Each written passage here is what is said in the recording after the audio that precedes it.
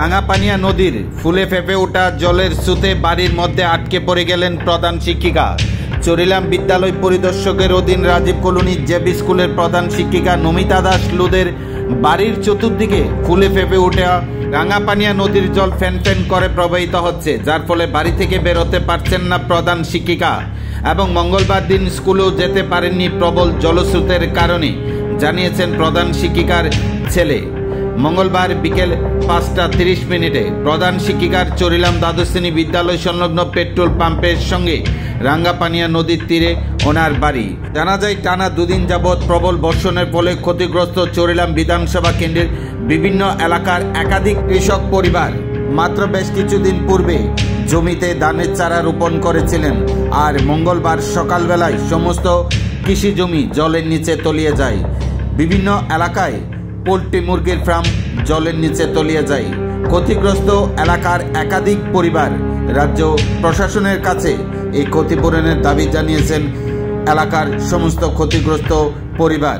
এখন দেখার বিষয়, সংবাদ পরিবেশিত হওয়ার পর রাজ্য সরকার এ বিষয়ে কি ভূমিকা গ্রহণ করেন সেদিকে তাকিয়েছেন ক্ষতিগ্রস্ত পরিবারের সদস্যরা। জানা যায়, মঙ্গলবার মধ্যরাতে যদি এই প্রবল বৃষ্টি পুনরায় শুরু হয় তাহলে বিপদসীমার দিয়ে বয়ে যাবে চরিলাম বিধানসভা।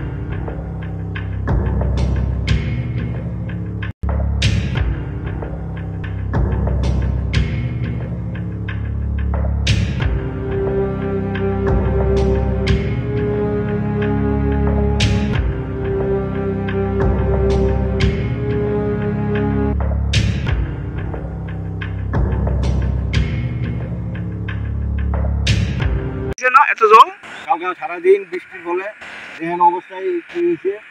আর এটা হচ্ছে প্রধান শিক্ষিকার বাড়ি নমিতা দাস রোড, এনে বাড়ি তেনার বাড়িতে পারতেছে না। আর আমাদের কৃষি পুকুর টুকুর সব জল চলে গেছে, মানে আর কিচ্ছু নেই।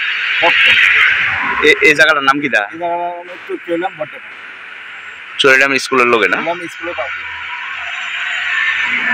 জল কি বাড়তাছে না কমতাছে? জল একটু কমতাছে, রাত্রিবেলা কম। প্রধান শিক্ষিকাও বাইতে বাড়ি যাচ্ছে না? না।